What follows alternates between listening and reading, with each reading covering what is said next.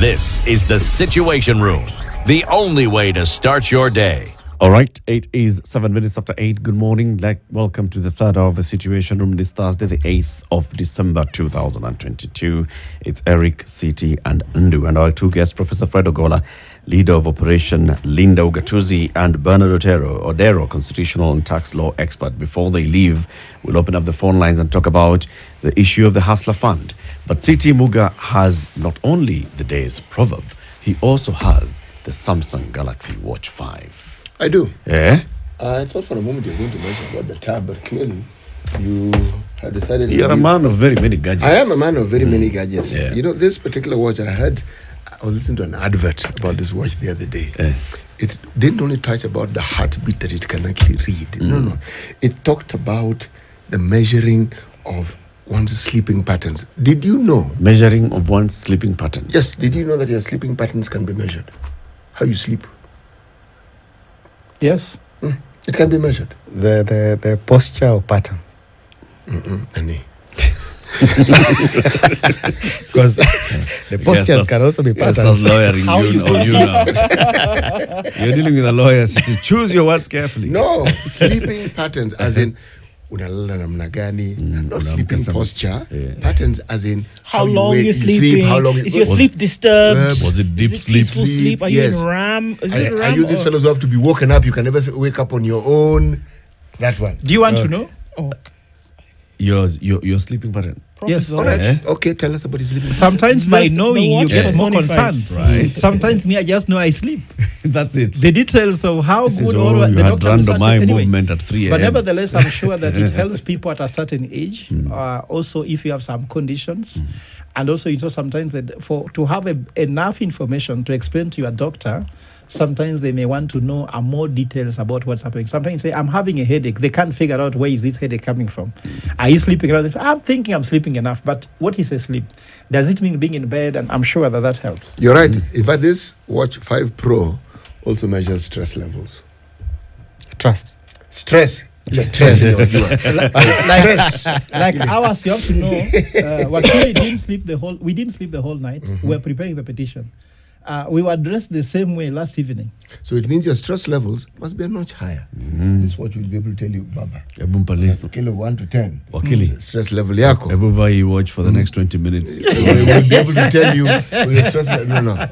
If the thing just goes bing, bing, bing, bing, we call an ambulance. Don't take this man to court. Tell us the proverb, City. The proverb is from the country of Sierra Leone. A fish has nothing to do with a raincoat. That's what it says in the English language. Okay. Now, in Creole, fish no get nothing for do with raincoat. Do? Yes. Bring ugali. City's about to start dancing raga. For me, when a fish starts disturbing us with so many patterns, we just eat it. Then we forget about it. That's it. Well, it has a raincoat. Whether it's in doesn't water. Been rained on. It will go with ugali. Those are details. Professor Fred Ogola and Wakili Bernard Odero are in the studio. They're going to court. That's what they say. And they're going to file a petition challenging the legality of the Hustler Fund. Among the issues that they have with the Hustler Fund is, number one, the Hustler Fund, according to the regulations establishing the Hustler Fund, there should be a board and then an administrator of the fund in form of a secretariat. And the basic argument here is no board has been constituted and gazetted to run the Hustler Fund, number one. No secretariat. There's no CEO who's been appointed to run the Hustler Fund, number two. That board then brings in the governance issues about the Hustler Fund. That board is the one that determines, working with the secretariat, on which bank accounts to be opened, determine how the funds shall be disbursed, to determine very many other things, and also to look at, so these are the aspects we were talking about, savings. They also will come up with a policy on these savings.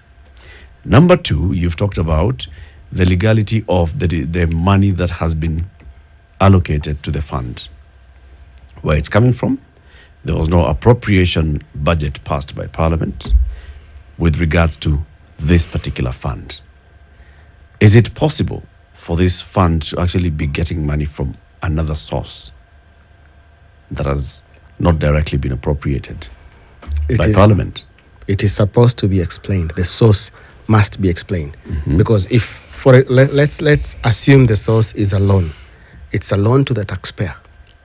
The taxpayer must know their financial obligations. They must know in advance that my government is actually taking a loan to give me back as a loan. The source must be explained. If money leaves the exchequer, it must be accounted to the last shilling. That's why the budget has to be there. Yes. And that's why the budget must be approved. Yes. So that you understand what this money is intended for and you know the limits of the amount. Yes. And so when the Auditor General comes in, now this is me thinking, they look at the budget, they look at what's intended for and say, okay, this is what they said they are going to do. This is how they're going to spend it. Yes. And if they haven't, he says, no, this thing you've spent here was not in the plan that you Another had. question that will be asked, Yes. was it approved by the people? Approval by the people is through Parliament. As you look at the intricacies of all of this, do you get the feeling that what we are seeing now is not what was planned for? If you just take the words of what was promised, if it was free money, a grant, that is what was promised. But then the narrative changed. Hakuna pesa ya bure. It is very true. Hakuna pesa ya bure. It's a fact. It's a fact. No Hakuna free pesa ya bure. Nothing comes for free. But again, don't spend money like you got it for free. Kenyans have worked for this amount. I wish one day you walk to town in the evening and you see how the kanjos harass the hustlers there to get the coin to the exchequer. Wakili, you know that conversation requires its own, because the so-called security and administrative enforcement officers that we refer to as Kanjo are some of the most oppressive group of people you can actually ever come across. There is no individual who works within the city who does not complain about how they go about their business. Yeah. None whatsoever. Yes. And if we don't watch out on this, because there is the enforcement issue on the persons that don't pay. If you look at the amount that you're given and the fine that you're possibly going to face in terms of if you don't pay the amounts, it's not zero. You're told it's not zero. You're told it will be paid from the funds that you've saved somewhere. And what? Once the fund gets bigger to $1 billion, somebody will just press the button and close the fund. So those are our concerns, and they are very legitimate concerns.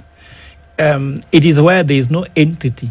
Who is the entity? Even in public finance, there is something called entity concept. Who is lending you?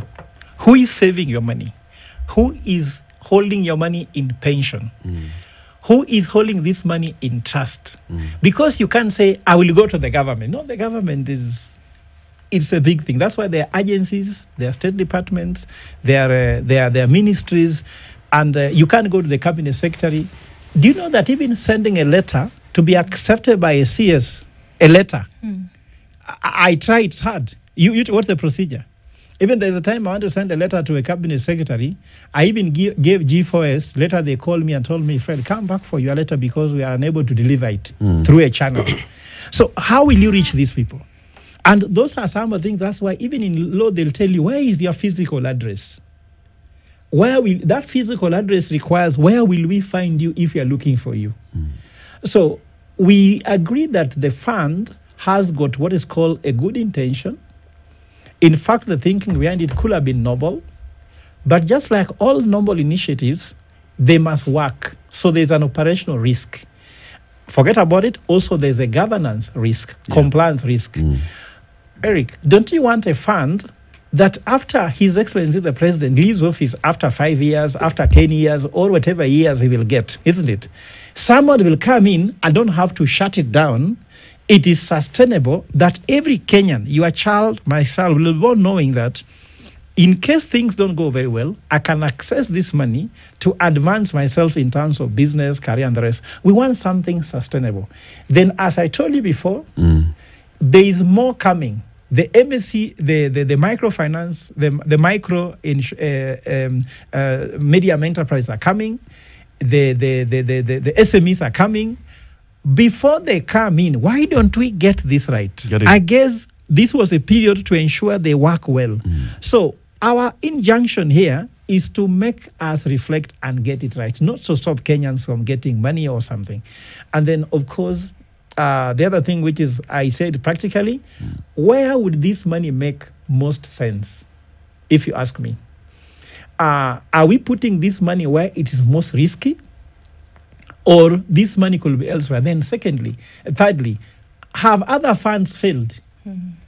What have been the failure of these funds? Are we learning a lesson? We put a case a little bit in court by saying some funds have failed before, and they had XYZ signs, and these signs are very clear. Like you notice that you're going to lose before you start a match. Like when you begin a match, like last time I was debating in KTN, she came, I told her, hey, you look so prepared. And I didn't win the debate because I could see somehow in the beginning that I was debating with the KTN Standard Media, and I was alone from Strathmore. So I said, this is a matter of loss before it begins. And in strategy, we believe that a war is won before the war begins, and Hustler Fund has sunk before it begins. But we have a chance to rectify it. Don't worry about the money which has been disbursed already. Don't worry about what has happened. We can correct it. The only thing is that knowing that it's wrong and continues wrong. Let me tell you, Eric, changing your mind does not mean you have a bad judgment. Changing your mind about few issues means you learn, meaning you can be able to listen. And if we don't change our mind now, it will be too late. But isn't this all coming from the fact that just what, Wakili is saying, that the promise of what was supposed to be, it has now morphed into something totally different. How do you retract on something that is today what was not originally intentioned for it to be? How do you even start to say, okay, well, let's go to court and fix it? And that was not my intention from the beginning at all. How do I fix something that I didn't intend for it to be what it is today? When we go to court, the court has two options. One, stop everything now and let the parties concerned correct what needs to be corrected. Like the BBI, the court did not say it was a bad thing. The court said it did not follow the correct procedure. So the parties were sent back to go and rectify that which they had fallen short of. The Hustler Fund, or the regulations upon which it is pegged on, do not operate in a vacuum. As you realize, it will be traversing to other areas, like it or not, legally or by interaction. It will be traversing with the banking sector.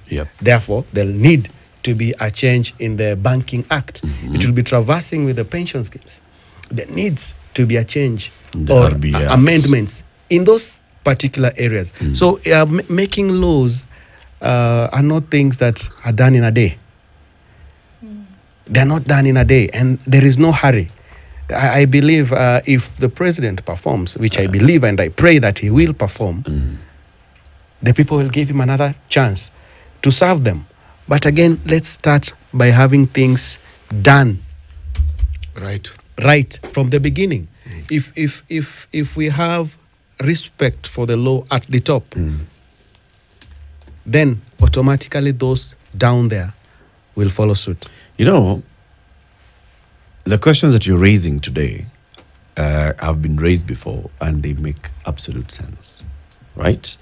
It's obvious that those in government, knowing what needed to be done, published draft regulations to the PFM Act to establish the fund. They went through the country and spent money and resources in getting public views on this. With that, they amended it and took to Parliament. Parliament debated it. Parliament passed it. They knew what needed to happen.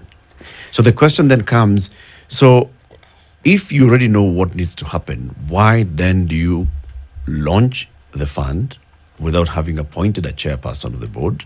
The president must have sat and asked Chuguna Ndongo, what do I need to do? He must have been told, establish a board. And we'll give you, the president, the leeway to appoint a chairperson. The chairperson the president is not told all these chairpersons. The only thing is the qualifications of the person who becomes the chairperson and the CEO and the board members. So the president has leeway to appoint Professor Ogola today as chairman of the board and gazette him today. And tomorrow, the board will be in effect. Why has the president not done that? Why has the CS for MSMEs, Chelugui, not appointed the two persons that he's supposed to? Why is this thing not in place? The answer, why has the... That's our concern. Is it a deliberate... Is it deliberate? It is deliberate so that something goes wrong. Is it set up to fail? You know, Eric, there are some things you set up to fail and you know what you are gaining. And that's why we're asking, who is the real hustler? Is it the people who eat from the 50 billion or the hustler who needs money there? You know, those people are saying they have taken 600, they have taken 700. That is a small thing. But a hustler will take home $1 billion from the 50 billion if there is no governance mechanism. So the question should go to the president. If you know the right thing, the act is there. Why don't you follow it? Are you following it? Are you not doing that so that you can create a loophole so that people can benefit? Those are the questions we are raising. And maybe, let's assume everyone here just took 500 bob. And we left. What percentage is being left in the account? I think it's 2.5%, is it? 2.5. That will give us some amount. A sixth borrower will not borrow the money that is there already. A sixth borrower will borrow what we've left. My good teacher calls it the velocity of money. So that there is no money. I'm suspecting from where I sit. I'm suspecting there is no money. That no money has actually been there is no money anywhere. The exchequer. But that's they're what just Du's point. Computer figures. You understand? But people are receiving money. If you receive figures, you transfer figures. Until it's like you start crypto. paying. Until you start paying, it doesn't become money. Yes, it's like crypto. And if you look at it, the money never leaves the phone. Because you borrow, the government has already taken its part. You withdraw if it's from Safaricom, you withdraw at a fee. What do you have? You'd rather use it to pay through a pay bill system. But then, that notwithstanding, as a lawyer, what I'm looking at is, was the process followed? In fact, now you're discussing about the viability of this money. I have to tell you something here. That if you discuss the viability of this money, it is the most sickening thing. Because it raises the cost of capital. As a scholar, we've done research and found that the people who don't know how to use their money most is the poor. That's why you think that when you go to a market and buy a sachet of salt, where the package of that salt it constitutes 70% of the cost of the entire salt. So the salt itself you're buying is 30% of your total cost. So the Hustler Fund makes it a very expensive means of financing a business because we have three costs in business. Cost of goods sold, what you have used to purchase a good. The second one is operating cost, logistics, transport, salaries, whatever, rent, whatever. Then the last cost is cost of capital. What does it cost you to raise the capital to start a business? So if cost of capital is 60% of your total cost, Eric, it's difficult to run a viable business like that. That's why I was trying to say, if we ask our question, what problem are we trying to solve? We want income for people. So it's an income program, isn't it? Why don't we give the guy who has capacity, has a management, has a process, to be able to invest that money, create jobs, so that a Kenyan outside there who has no jobs can come and work for you, and we can create that all these 32.6 million unemployed Kenyans can have a disposable income of 5,000, 10,000, 15,000 per month, isn't it? Do you know how this economy can grow? It can boomerang. But when you give people who are eating, if you come from this Hustler Fund, you have taken 50,000 shillings and you are walking home, then you discover, you reach home, you find your child has been chased for school fees because education is not totally free. You reach home, your mom is sick. isn't it? Will you tell them that you want to put the money in business? You reach home, yourself, your heart. So you'll be putting money in consumption still. So those are not the really target people to do investment. And if we just look at the purpose, what are we trying to solve? I am sure if the president goes to house and say, guys, I've thought through Hustler Fund and I discover I want to do it this way, I'm telling you, if he gives us what this money will do for us, if done differently, we shall argue the president. We shall say, only a clever man changes their mind, because a fool doesn't. Because there's a saying in Kikuyu which says that the one who gets lost never meets a friend. You walk on the way, a friend tells you, here, you are going the wrong direction, you are going to hell. They say, guys, I know where I'm going. But I'm sure the president, with this discussion we are having, and now with the injunction in court today, may give some point of reflection and call his team and say, guys, is it that Ulinda Ugatuzi is wrong or we are wrong? And whom can we bring to ask? Maybe Wakili Bernard, that's the time they'll call you and you can go and tell them, this is the route to Hustler Fund success. But this route is the route to losslessness. And also I just have to acknowledge that professor of, the former professor of University of USIU, Professor Joseph Ngala, has just asked his questions here. And his question is that why are we not deploying the best and brightest in thinking through how we execute national policies? I'm sure that's not me to answer. Because he can see wisdom in the room and he's wondering why maybe Wakili Bernard, who is a legal expert, a governance expert, why are we not deploying our best and brightest to achieve the best? And let me, if you look at any suit or any case that is brought against the government, it's normally brought in the name of the Attorney General. It is assumed that the Attorney General should be advising the President. In this instance, we've had instances where previous Attorney Generals have failed the government, giving bogus advice. Bogus advice. You understand?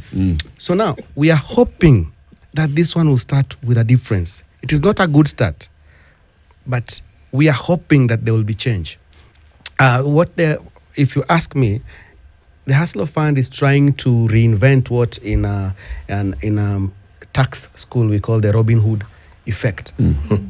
Where the Robin Hood effect, how basically, if you look at the history of tax, and why you are taxed today, it's stealing from the rich, giving to the poor, what we call redistribution of wealth.